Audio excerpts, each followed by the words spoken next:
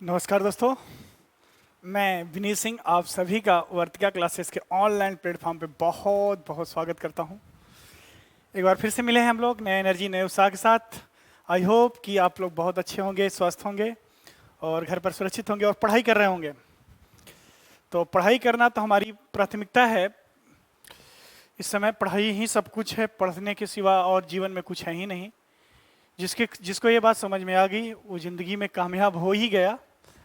तो दोस्तों हम लोग नंबर सिस्टम प्रोग्रेशन का लगभग 10 पार्ट कंप्लीट कर चुके थे। आज 11वां पार्ट जो जीपी का लास्ट होगा, उसके बाद एक लेक्चर और है एचपी का हार्मोनिक प्रोग्रेशन, हरात्मक श्रेणी। तो ये सीरीज भी खत्म हो जाएगी। इसके बाद हम लोग या तो डिविजिबिलिटी पढ़ लेंगे या तो फैक्टर्स पढ़ लेंगे। तो धीरे धीरे हर चीज़ें समझ में आ रही है, आपको मिल रही है डेली। आप लोग प्लीज़ अधिक से अधिक लोगों तक इस ऑनलाइन प्लेटफॉर्म को प्रोवाइड कराइए, पहुंचाइए वहां तक, ताकि इसकी जानकारी मिले। जहां पर फ्री में शिक्षा का पूरा एजुकेशन को एकदम सिस्टम को बदल के रख देने के लिए ये सब बनाया गया है। तो प्लीज आप मेरे साथ रहिए और चलिए आज का लेक्चर टाइम वेस्ट ना करते हुए स्टार्ट करते हैं। तो आज के क्लास का पहला क्वेश्चन नोट कीजिए सभी लोग।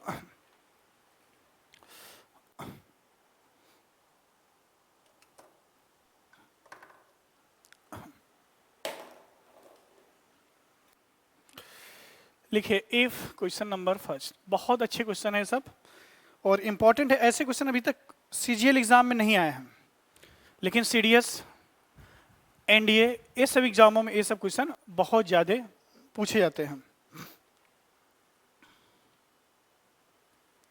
ठीक, चलिए लिखिए इफ यदि a इक्वल टू 1 1 1 1 1 कितनी बार 55 डिजिट्स, ये चीज ध्यान रखना। Comma b is equal to 1 plus 10 to the power 2 plus कहाँ तक 10 टू द पावर 4 तक, and c is equal to है 1 plus 10 to the power 5 plus 10 to the power 10 plus कहाँ तक प्लस 10 टू द पावर 50। आपको करना है find relation between relation of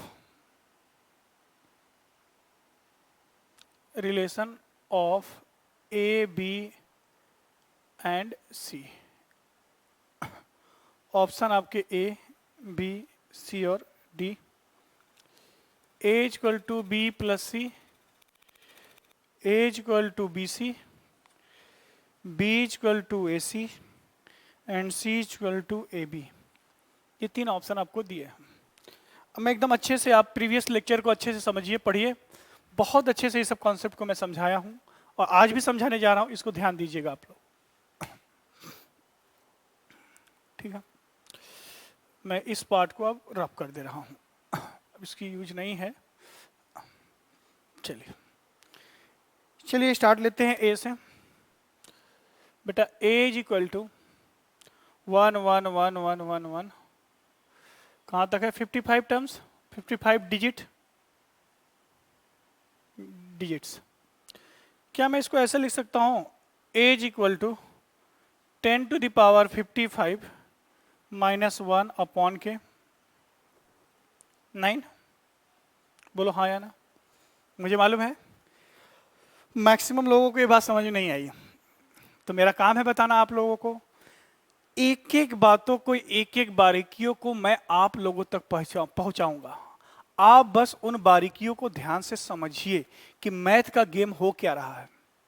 मैं डंके की चोट पे मैं हर क्लास में बोल रहा हूं कि एक बार आप लोग मन लगाकर ध्यान से इस वीडियो को देख लीजिए। एक एक चीज को मैं समझा दूंगा, एक एक कंसेप्ट को बताऊंगा आप तक कि ए इक्वल टू अगर दिया है कि 55 डिजिट तक 111 है, तो उसको मैं डायरेक्ट लिख सकता हूं 10 टू द पावर 55 माइनस 1/9। कैसे लिखा देखिए। अगर मैं 1 को लिखना चाहूंगा तो आप बोलोगे 9/9 लिख सकता हूं, हाँ या ना।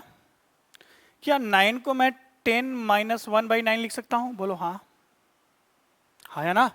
1 9/9 कैंसिल आउट होके 1। न्यूमरेटर वाले 9 को 10 - 1 लिख सकता हूँ, बिल्कुल सही बात है।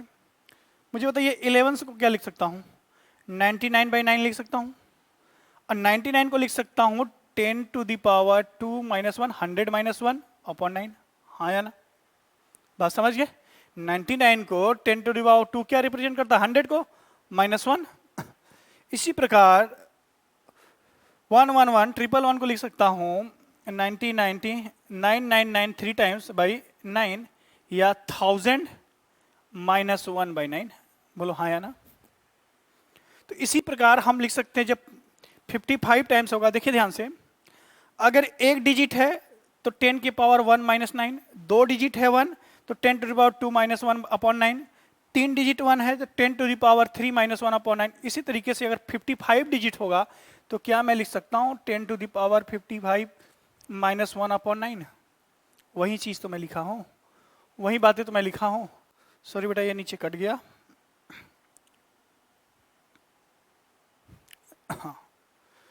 अपॉन 9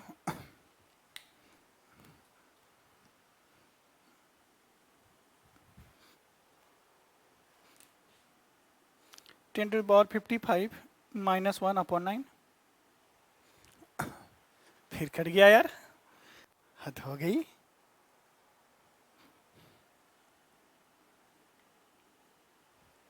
अब आ गया, तो वही चीज मैं लिखा हूं। ठीक, चलिए अब बी की तरफ चलते हैं कि बी इज इक्वल टू क्या गिवन है। हाँ कभी कभी हो जाता है, ऐसे मत देखिएगा। बी इज इक्वल टू है 1 + 10 + 10 to the power 2 कहाँ तक? 10 to the power 4। कुल कितने टर्म है? 5 होंगे, 1 से 4 तक। बोलो भाई 1 से 4 तक कितने होंगे? लिख ही देता हूं कंप्लीट टर्म को। कितने टर्म होंगे? 1 2 3 4 5। सम निकाल दीजिए। B equal to first term है 1 इंटू, आपको पता है S N equal to A into R के पावर n - 1 अपॉन के r - 1। ये कंडीशन कब है? जब r बड़ा हो 1 से। अगर r छोटा होगा 1 से तो हम लोग 1 - r लिख देंगे। ठीक, चलिए 1 इंटू कॉमन रेशियो क्या है? 10/1। 10 कितने टर्म्स हैं? 5 टर्म्स है। 5 - 1 अपॉन के 10 - 1 9।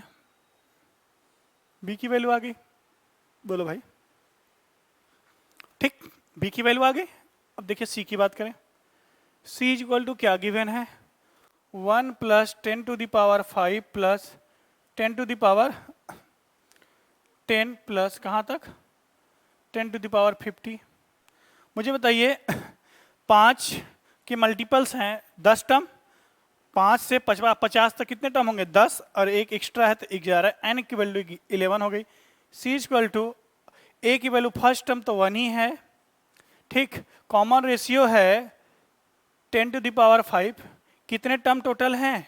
11 - 1 अपॉन के 10 to the power 5 - 1 r - 1। r की वैल्यू कितनी है? 10 to the power 5, और 10 to the power 5 upon 1 common ratio, सर्व अनुपात। तो ये सी की वैल्यू आ गई। 10 to the power कितना हो जाएगा? 55 - 1 अपॉन के 10 to the power 5 - 1। ये है सी की वैल्यू। ए की वैल्यू आ गई, बी की वैल्यू, सी की वैल्यू। जरा चेक करो तो, देखो ध्यान से, क्या A is equal to B C? Check कर लो। अगर बी सी का मैं मल्टीप्लाई करूं, कहां करूं? यहां कर देता हूं। अगर मैं बी सी इक्वल टू लिखना चाहूंगा तो बी की वैल्यू क्या है? 10 to the power 5 - 1 अपॉन के 9 इंटू सी की वैल्यू क्या है? 10 to the power 55 - 1 अपॉन के 10 to the power 5 - 1। 10 to the power 5 10 to the power 5 cancel हो गया, ये बचा कितना? 10 to the power 55 - 1 अपॉन के 9। क्या यही ए के बराबर है? तो B C equal to A. B C equal to A. बहुत अच्छा क्वेश्चन था, थोड़ा सा इसमें दिमाग लगाना था, लेकिन सब पढ़ चुके हैं आप। इससे कोई भी टर्म नहीं था जो मैंने नहीं पढ़ाया आपको।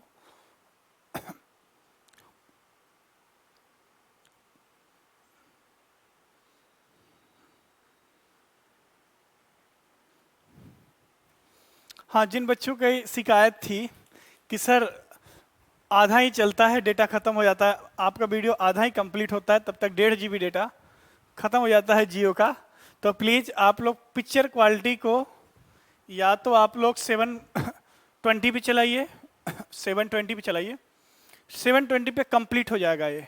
आप 1024 पे मत चलाइए, 1024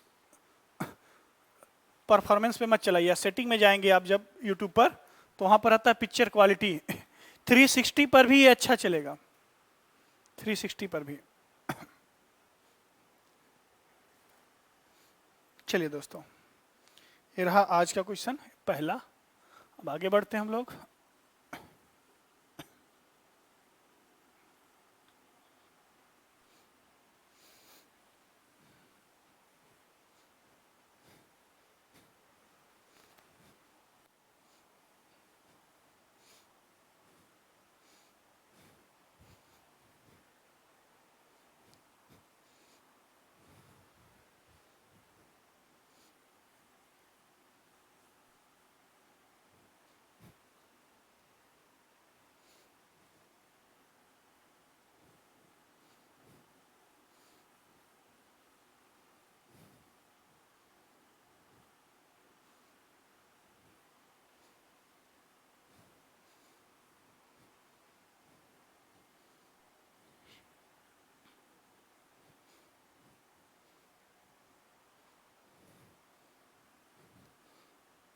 चलिए,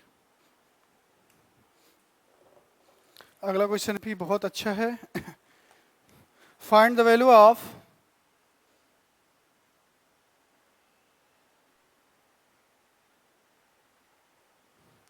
find the value of 3.5 under bracket 1 by 0.7 plus 1 upon 0.07 plus 1 upon 0.007, कहाँ तक 10 टर्म।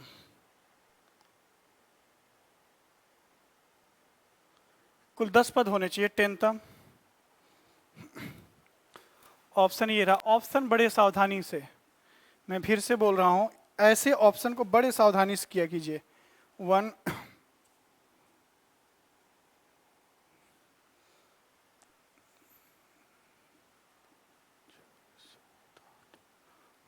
8 तो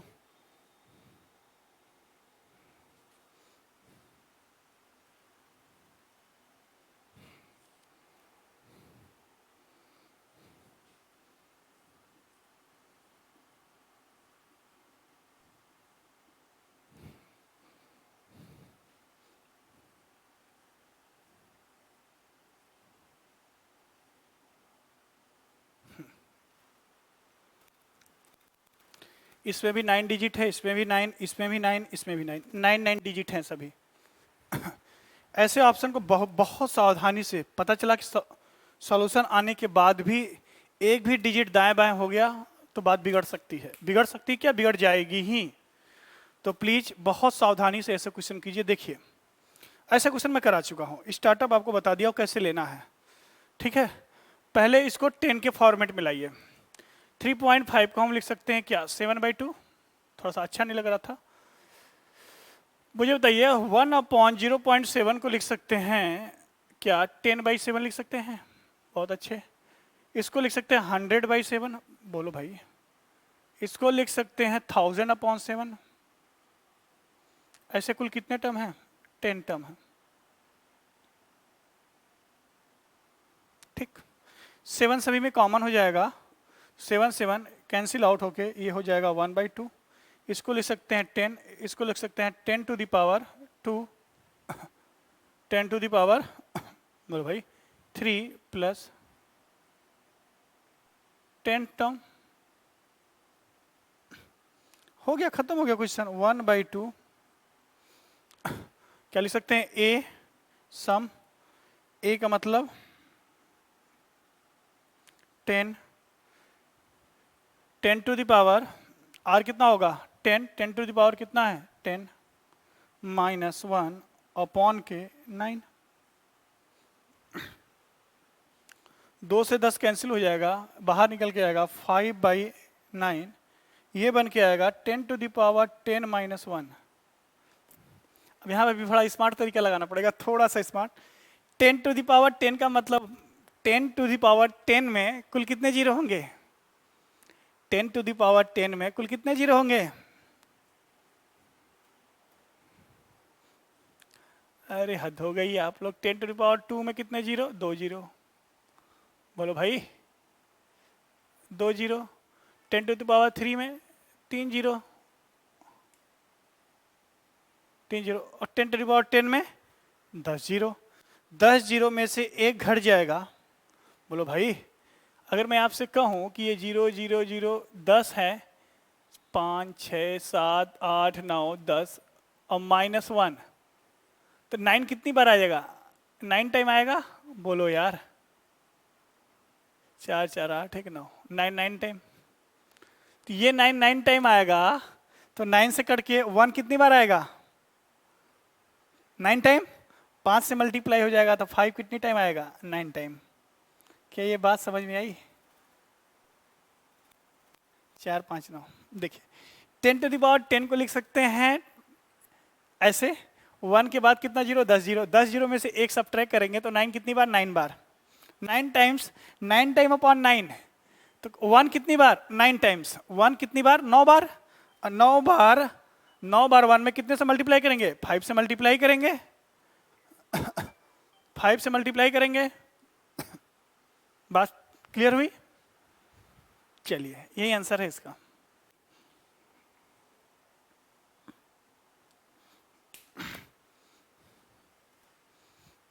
नोट कर लीजिए।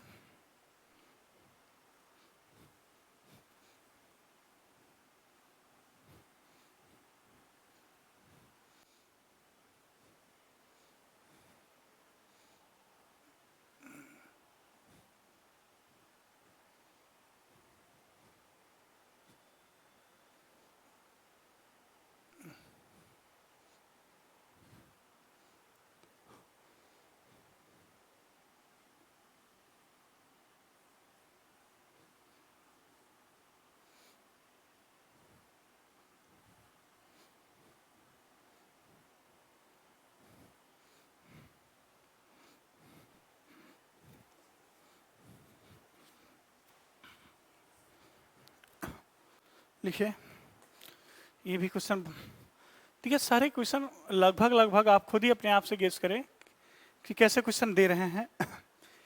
Every term of A GP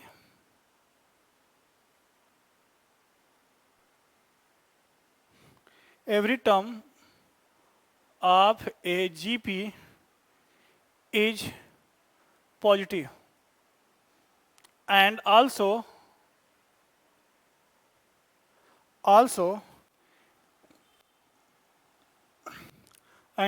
every term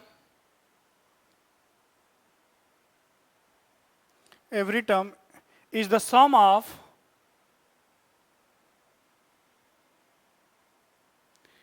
sum of two preceding two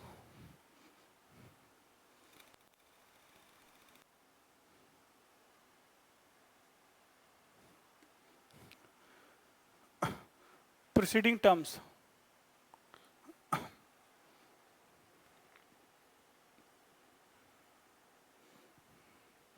अगले दो पदों का योगफल, preceding terms, then the common ratio of GP,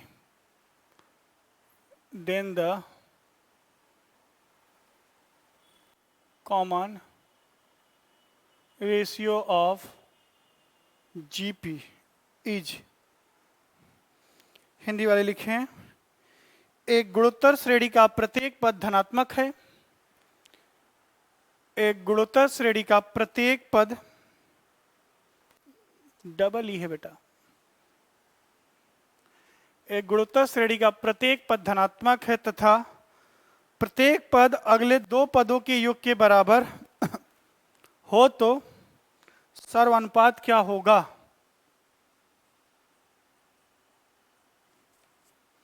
one minus √5/2 √5 -1/2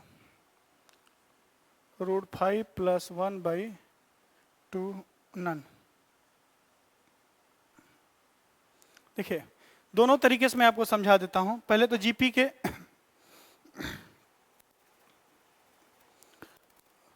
प्रत्येक पद अगले दो पदों के, तो कम से कम 3 पद होना चाहिए। ए हो गया ए आर स्क्वायर, अगले दो पदों के योग के बराबर। तो इनके शर्तों के अनुसार, कंडीशन के अनुसार कम से कम 3 पद होना चाहिए, कम से कम 3 ही से काम हो जाएगा हमारा। देखिए अगर आप चाहेंगे तो यहां पर लेट ए इक्वल टू 1 भी मान सकते हैं, कोई दिक्कत नहीं है। ये कट जाएगा, जब रेशियो लिखेंगे तो कट जाएगा। मैं बता देता हूं दोनों तरीके से आपको। तो ये टर्म्स कौन कौन से जाएंगे, 1 आर स्क्वायर करा कि प्रत्येक प्रोसीडिंग है, क्या करा, प्रत्येक पद अगले दो पदों के योग के बराबर है। तो मान लीजिए 1 किसके बराबर है, आर प्लस आर स्क्वायर के। तो R square plus R minus 1 equal to 0। एक क्वाड्रेटिक इक्वेशन बन गया, द्विघात समीकरण बन गया। अब इसको आप सॉल्व कर लीजिए। जब द्विघात समीकरण सॉल्व करेंगे आप, तो R equal to minus B, तो माइनस हो जाएगा कितना, 1 plus minus under root 1 plus 4/2, तो जाएगा -1 plus minus under root 5/2। Negative लेना नहीं है क्योंकि प्रत्येक टर्म क्या है, नेगेटिव कैन नॉट एग्जिस्ट, धनात्मक होना चाहिए, पॉजिटिव होना चाहिए, बोला ही है। तो आर के वैल्यू यहाँ से डायरेक्ट निकाल सकते हैं, -1 प्लस √5/2 या √5 - 1/2। ये धनात्मक होगा, √5 1 से बड़ी होती है। अगर आप इससे भी करते हैं ए आर तो भी कोई दिक्कत नहीं है। A equal to A R plus A R square, वैसे भी ए कैंसिल आउट ही होना था। तो कोशिश कीजिए कि जब कंडीशन कोई बाउंडेशन ना हो कि फर्स्ट टर्म 5 हो, फर्स्ट टर्म का कुछ नंबर दे दिया जाए, तो फर्स्ट टर्म को हमको उतना ही मानना है। ऐसा कुछ नहीं है, आप फर्स्ट टर्म को 1 मान सकते हैं।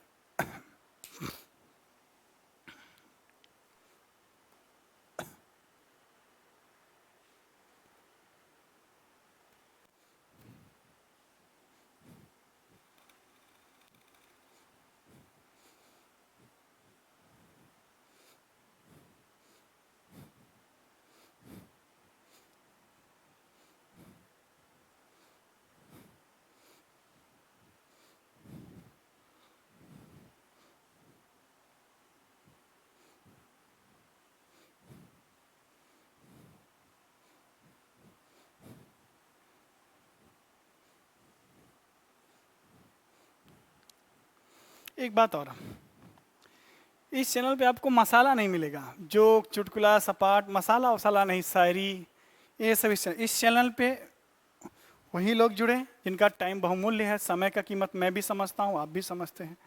इस चैनल पे मसाला नहीं मिलेगा, केवल पढ़ाई मिलेगा। चाहे कोई भी फैकल्टी आएगा इस चैनल पे, मसाला नहीं, एकदम पॉइंट टू पॉइंट बात करेगा। जितने देर आपसे बात करेगा पॉइंट टू पॉइंट बात करेगा, ठीक। चाहे ये चैनल ऑनलाइन का हो, चाहे आफ्टर लॉकडाउन ऑफलाइन का हो, ठीक है। तो आप लोग प्लीज अपने दिमाग का लॉकडाउन मत कीजिएगा, दिमाग को एकदम खुला रखिए, चीज़ों को समझिए, समाज में क्या हो रहा है समझकर अपने आप को फोकस रखिए, ठीक। चलिए अगले क्वेश्चन की तरफ चलते हैं।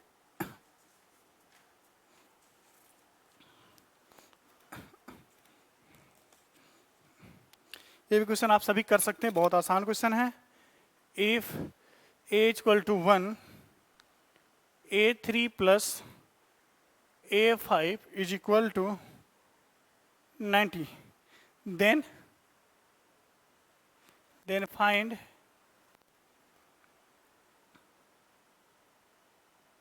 Common ratio. आधे लोगों को समझ ही नहीं आया था कि क्वेश्चन है क्या। टीचर्स भी ध्यान देंगे, जो टीचर्स भी देख रहे होंगे इस वीडियो को वो भी ध्यान देंगे। 2, 3, 5, 6 ध्यान दीजिए। कई टीचर्स के भी आते हैं डाउट्स वगैरह, ठीक, तो ध्यान देंगे वो भी। कई लोगों को समझ में नहीं आया कि a3, a5 और a इक्वल टू 1 दिया, ये करना क्या है।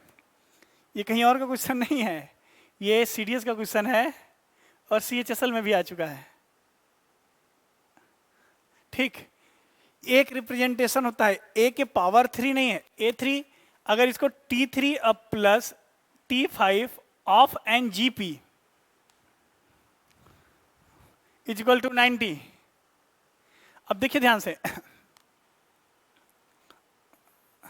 Of N G P, sorry यहां मिस हो गया, ऑफ ए जी पी, ठीक है सही है। कितने लोग को यही नहीं समझ में आया कि ये क्या है? चलो भाई, अगर ये क्या है ये समझ ही में नहीं आया तो प्लीज मैं आपके लिए बता दूं, कहीं कहीं term, third term, fifth term का रिप्रेजेंटेशन A3 A5 से भी किया जाता है। यहां पर A का मतलब है first term, A equal to 1 का मतलब है फर्स्ट टर्म, और A3 A5 का मतलब है nth टर्म, nth टर्म मतलब third term plus fifth term. अब ठीक है, तो ध्यान रखिएगा आप इन सब बातों को। अब एक चीज और,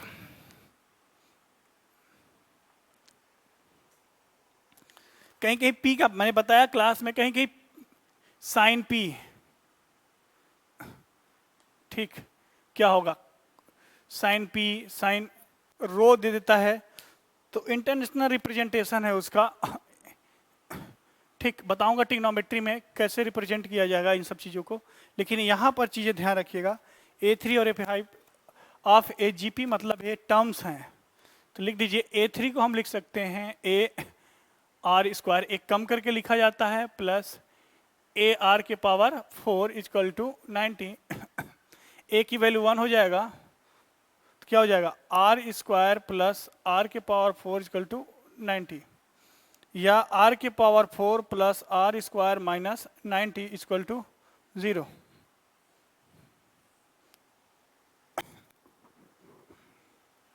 जीरो, फैक्टर का क्या क्या होंगे, 10 और 9, ठीक। तो अगर यहाँ माइनस लेते हैं तो R² की वैल्यू, ध्यान दीजिएगा, अगर फैक्टर को आप 9 लेते हैं तो जब R² लिखेंगे तो आप इसका साइन चेंज करके लिखिएगा, R² की वैल्यू हो जाएगी -10 और 9। अभी बताऊंगा मैं क्वाड्रेटिक इक्वेशन में कि ये फैक्टर, अगर आपने जो ये फैक्टर बना, भाई मल्टीपल कितना होना चाहिए, नेगेटिव होना चाहिए, और जो इनका सम या डिफरेंस आना चाहिए पॉजिटिव आना चाहिए। अगर ये कंडीशन आप जो फैक्टर ले रहे हैं, भाई दोनों का मल्टीप्लाई करेंगे तो नेगेटिव आएगा, 10 में से 9 घटाएंगे तो 1 आएगा, ठीक। अगर ये पॉजिटिव और निगेटिव ले रहे हैं तो जब R² की वैल्यू आप लिखेंगे या X की वैल्यू आप लिखेंगे क्वाड्रेटिक इक्वेशन में, तब कंडीशन आएगी, इसका साइन चेंज करके लिखते हैं, तो निगेटिव साइन लेना नहीं है क्योंकि स्क्वायर कभी नेगेटिव नहीं होता, कॉम्प्लेक्स नंबर है। देन R² इक्वल टू 9, तो R इक्वल टू ±3, तो एक ही ऑप्शन था 3।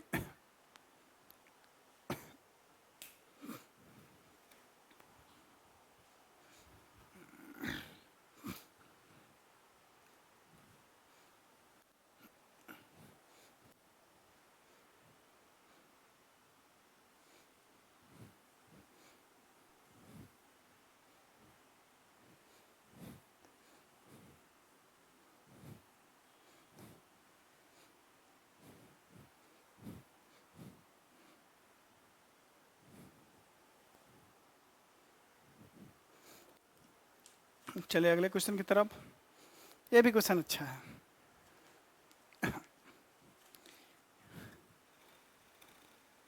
आसान है। If the GM, geometric mean of A, B is 20% less than the AM of arithmetic mean, find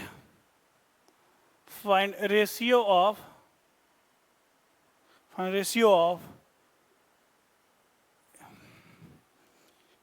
find the value of, ऐसे लिखिए, ratio of A/B।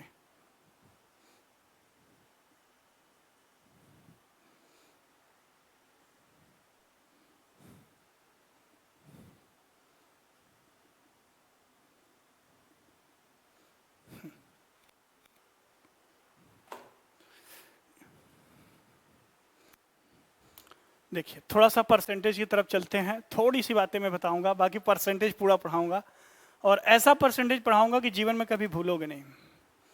ठीक, थोड़ा वेट करो बस, समय का थोड़ा अभाव है। जीएम है और ये एएम है। ठीक, कह रहा है कि जीएम ऑफ ए और B is 20% less than AM. अगर आप एएम को 100 लेते हैं तो 20% कम होगा, मतलब 80 होगा। बोलो हाँ या ना, बोलो यार। किससे कम है? देखिए परसेंटेज में सबसे बड़ी दिक्कत होती है कि बच्चों को डिनोमिनेटर में क्या रखें, अपने आप से पूछो, जवाब वही आएगा। जीएम किससे 20% लेस है? एएम से। तो एएम को 100 मान लो। किसका किससे कितना, किसका किससे कितना, बस वहीं से जवाब निकल गया। किससे कम है? एएम से। तो एएम को 100 रखो, 20% कम करके लिख दो, सिंप्लीफाई कर लो। ये कितना रेशियो हो जाएगा? 4 और 5 का। इसका मतलब कह सकते हैं GM upon AM equal to कितना हो जाएगा? 4/5। ऐसे भी लिख सकते हो कि एएम अगर 5 यूनिट है, 5 यूनिट है, 20% को हम लिख सकते हैं क्या? 20% को हम लोग फ्रैक्शन में क्या लिख सकते हैं? 1/5। तो ध्यान से समझिए, कौन लेस है? 20%। जीएम 20% लेस है किससे? किससे? एएम से। तो एएम कितना होना चाहिए? 5। 5 का 20% कितना है? 1। इतना कम हो जाएगा तो जीएम कितना होना चाहिए? 4 हो जाना चाहिए। तो 4/5, यही चीज तो मैं लिखा हूं। परसेंटेज की बात परसेंटेज में, अभी बस यहां पर कहानी समझिए। तो 2 ए बी का जीएम अगर हमको लिखना चाहेगा ज्योमेट्री में, तो हम लिखेंगे रूट ए बी, और एम लिखना चाहेंगे तो A plus B upon 2 equal to 4/5। ये बात समझ में आ गई? 4/5।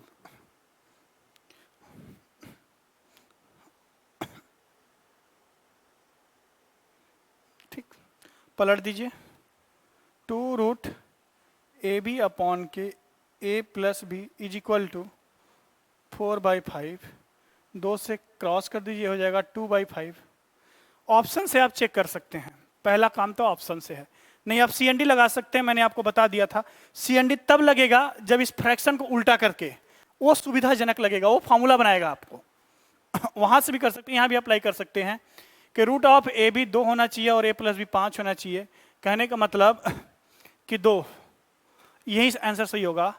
ए इक्वल टू 4 और बी इक्वल टू 1, दोनों का मल्टीपल का रूट 2 आ रहा है, दोनों का सम 5 आ रहा है, यही आंसर होगा। अगर आप सीएनडी से लगाना चाहेंगे, अगर सेकेंड अप्रोच के साथ जाना चाहते हैं, तो आप कुछ नहीं करना है आपको। सीएनडी में इस रेशियो को पहले पलट के लिखिए। तो ए प्लस बी अपॉन के 2 root A B equal to 5/4। अब जब सीएनडी लगाएंगे तो फॉर्मूला बनेगा। एक बार योग कर दीजिए, एक बार इसी में से अंतर करके लगाएंगे तो स्क्वायर का फॉर्मूला बनेगा, उससे भी आप चेक कर सकते हैं। ठीक, तो सर्ड इंडाइसिस में आपको पढ़ा चुका हूँ, सीएनडी पढ़ा चुका हूँ, ये चीजें अब आप कर सकते हैं। तो प्लीज आप लोग इसके बाद कार्यक्रम कीजिएगा। ये परसेंटेज की थोड़ी सी बातें बताइए, किससे किसका कितना, बाद में बताऊंगा। पूरी कहानी, पूरी परसेंटेज, पूरा पूरा अर्थमेटिक आप खुद से पूछिए, जवाब वहीं से निकल के आएगा। अपने आप से पूछिए।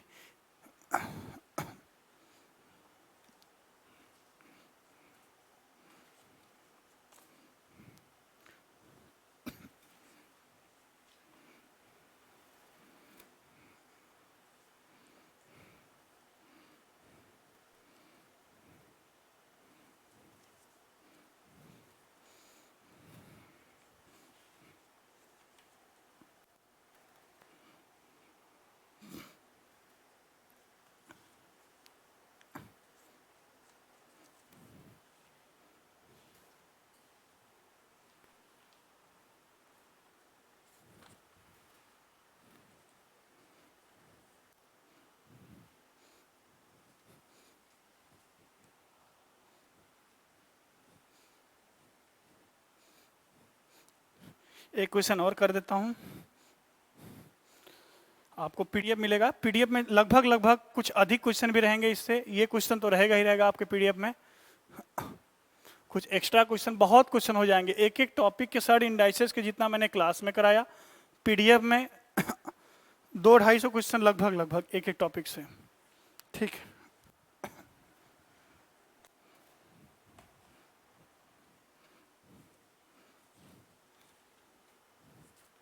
लिखिए A square has side a centimeter, another square is drawn by joining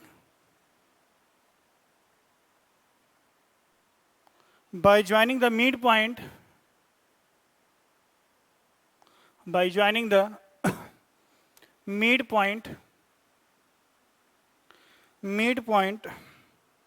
points of the side of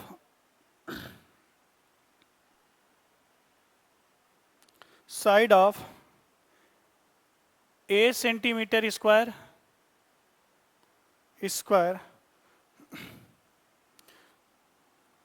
Third square is drawn.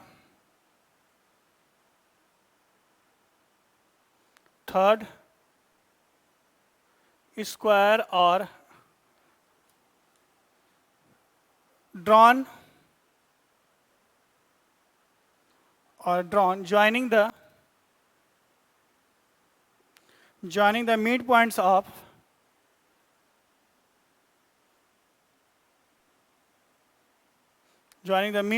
of second square and so on.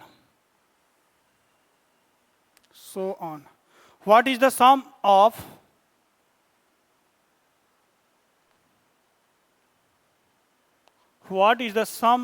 perimeter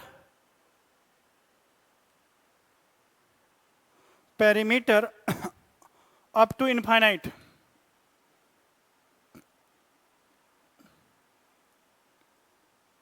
option ये रहे 2 plus √2 by a, 2 minus √2 by a, 4a, 2 plus √2, 2 plus √2 by a. कल ही मैंने बताया था या 10वें part में मैंने जिक्र किया है प्रीवियस पार्ट में कि कोई स्क्वायर है जिसकी साइड a यूनिट है या a है। अब स्क्वायर के मिड पॉइंट को मिलाने, साइड के मिड पॉइंट को मिला के एक स्क्वायर ही बनेगा। तो वो कितना जाएगा, उसकी साइड की लंबाई हो जाएगी √2a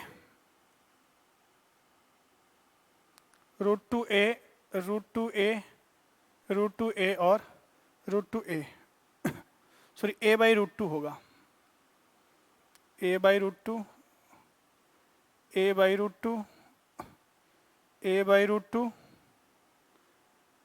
जब 2a होता था तो कितना होता था √2a।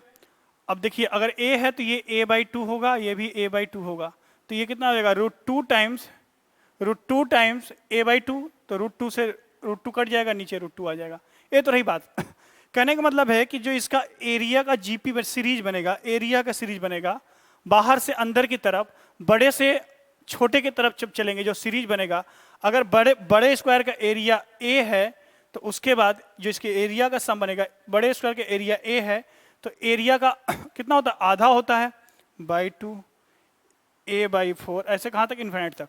एरिया आधा होता चला जाता है, जबकि पेरीमीटर क्या होता है, √2 टाइम्स होता है। अगर मैं पेरीमीटर की बात करूं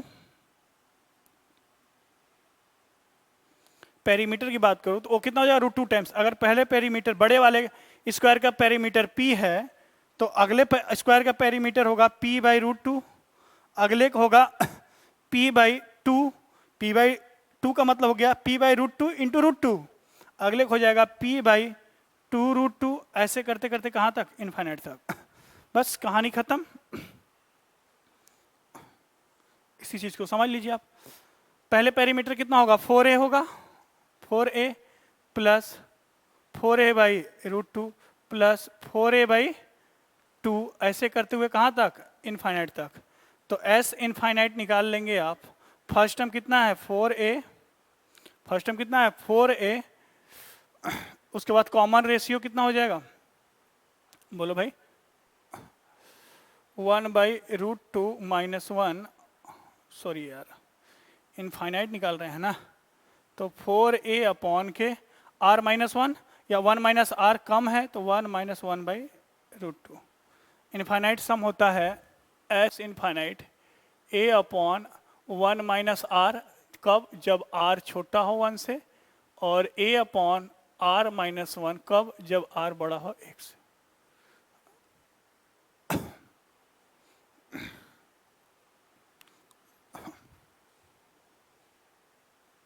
ठीक, इसको सॉल्व कीजिए और सॉल्व कर सकते हैं आप। कहाँ करूँ, कहाँ करूँ, चलिए इसको मैं लेकर जा रहा हूँ यहाँ, यहाँ। ठीक, s infinite is equal to, s infinite is equal to 4a, ये हो जाएगा, ऐसे लिखिए 4√2a अपॉन के √2 माइनस 1। परिमेयकरण कर देंगे तो √2 माइनस 1 नीचे तो हो जाएगा 1, ऊपर जाएगा 4√2a √2 प्लस 1।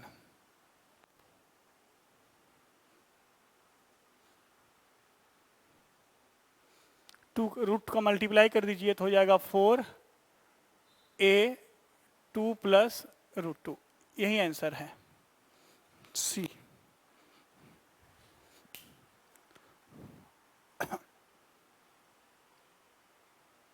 स्क्वायर में एरिया आधा होता है और पेरीमीटर 1 बाई √2 होता चला जाता है, कम होता चला जाएगा। ठीक, तो आज यहाँ जीपी कंप्लीट हो गया। मैंने कंप्लीट आपको ज्योमेट्रिक प्रोग्रेशन बताया, गुरुत्व श्रेणी कंप्लीट। अब मिलेंगे हम लोग नेक्स्ट लेक्चर में। वो छोटा सा लेक्चर होगा, अधिक से अधिक 20 मिनट या 25 मिनट का लेक्चर होगा, लेकिन कई चीजें आपको एक्स्ट्रा देखने को मिलेगी वहां पर। ठीक है दोस्तों, पढ़ाई कीजिए, अधिक से अधिक लोगों से ये चैनल सब्सक्राइब जरूर करवाइए, शेयर कीजिए, अपने दोस्तों तक पहुंचाइए, ताकि हमारा भी एनर्जी बना रहे, हम भी समझिए। और हाँ, एक वीडियो के एक नहीं, दो नहीं, तीन नहीं, रिवीजन नोट्स बनाइए, सिस्टमैटिक ढंग से नोट्स बना के आप पढ़िए, अच्छे से पढ़िए। चलिए मिलते हैं नए एनर्जी नए उत्साह के साथ कल, तब तक स्वस्थ रहिए, अच्छे रहिए। Thank you so much.